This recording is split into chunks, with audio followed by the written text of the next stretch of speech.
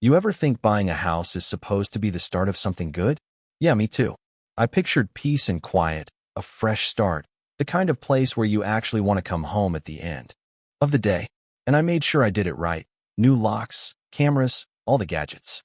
My place was supposed to be my own little fortress.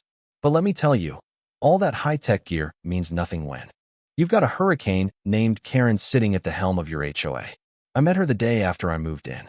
She showed up on my porch like she was leading a parade, hair pulled tight, floral blouse, clutching that clipboard like it was a holy relic. I was setting up my Ring doorbell, not bothering anyone, but she came right up, barely glancing at me, and hit me with, "We take neighborhood standards seriously around here." No smile, not even a fake one. Just the kind of stare that makes you feel like you're the gum on her shoe. So, I tried to play nice. Don't worry, I read the rules. Not planning on painting the house neon green. Nothing. Just a scribble on the clipboard, and she spun around. Already on to her next target, I guess. Weeks went by like that, flyers on my porch. Cold stares when I drove by. Little reminders that, in her mind, I was already on thin ice. I tried to let it go, thinking it's just her way.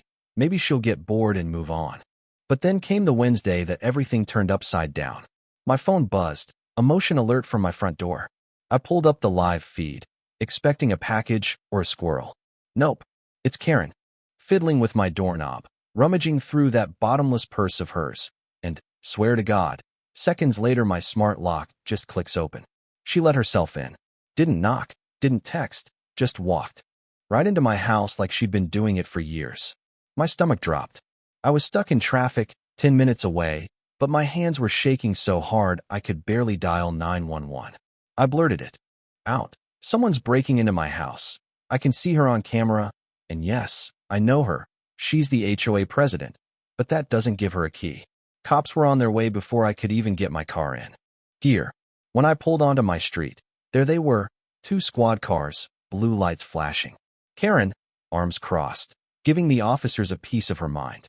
"I have every right to inspect the property if I suspect a violation." That's what she told them, loud enough for me to hear as I jogged up. One officer looked at me, like, "Is this real?" I just handed him my phone, footage, timestamps. The whole bit. Watching their faces as they realized what she'd done was almost worth the heart attack. "Ma'am, we're going to need you to come with us," the cop said, voice flat. For a split second, her mask cracked. She sputtered about neighborhood safety, but they cuffed her and let her off. I stood there in the sudden silence, feeling like I'd been hit by a truck. She hadn't stolen anything, but she'd stolen my sense of security, you know what I mean? I watched the footage again and again. She'd used some kind of tool, not curiosity but planning.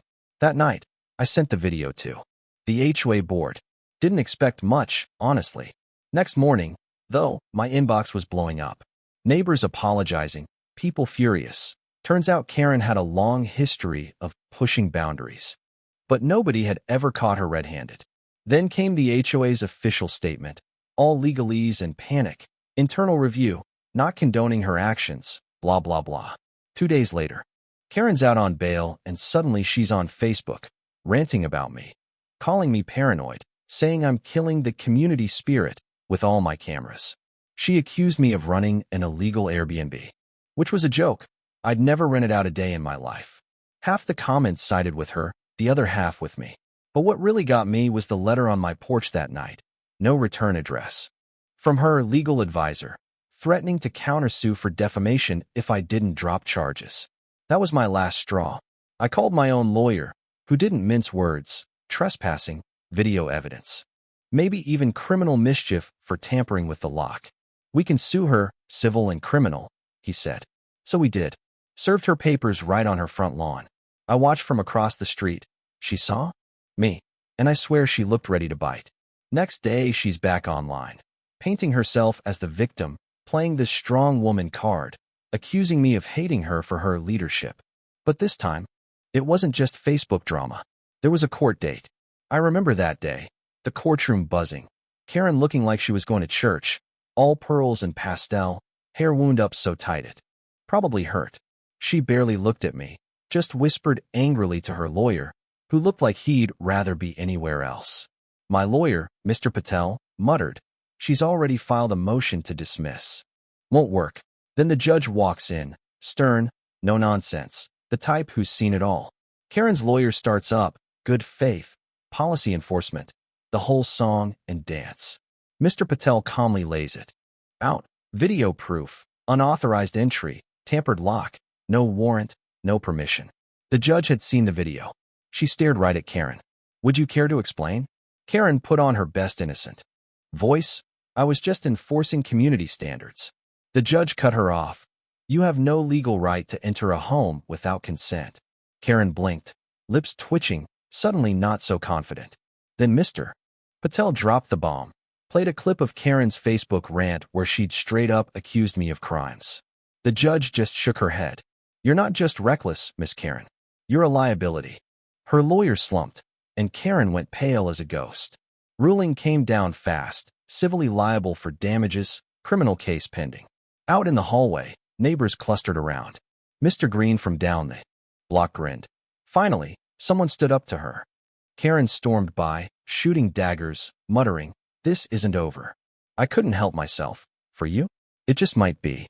A week after, the neighborhood was different, quieter. No Karen, no Facebook tirades, no flyers, no power patrols. I'd almost forgotten what normal felt like. Then one morning, Mr. Green comes strutting up with the HOA newsletter, grinning like he'd won the lottery. You seen this? The headline, HOA president steps down amid legal drama. The article was pure spin, talking about healing and moving forward, but we all knew. Karen was out, not by choice, not gracefully, just out. Turned out, after my case, a couple more folks came forward. Little things, unapproved inspections, threats over wind chimes, you name it. Karen hadn't been a guardian. She'd been a tyrant, ruling with fear. She tried to appeal the civil verdict, but the judge tossed it out. The criminal case? Still going, but my lawyer said the evidence was ironclad. I wasn't after revenge, just closure, so I agreed to drop the last charge if she'd apologize, publicly, to everyone. 2 Saturdays later, at a packed HOA meeting, Karen walked in, smaller than I'd ever seen her, voice shaky as she read her apology. I let my position go to my head. I crossed boundaries. I apologize. That was it, no? Excuses, no grandstanding. People clapped, but mostly it was relief. She walked straight out, didn't look at anyone, and by the next morning, she was gone, moving truck and all. Where she went, who cares? After that, the neighborhood felt like a neighborhood again. People waved, stopped to chat. My lawn stayed perfect. My cameras only picked up the odd raccoon. And every time I tapped my phone to lock the door, I smiled, knowing it'd stay locked for good. No more Karen. Just peace. So, tell me, have you ever had a neighbor like that? Or an HOA run wild? Who was in the right? What would you have done? Drop your stories below. Let's hear it.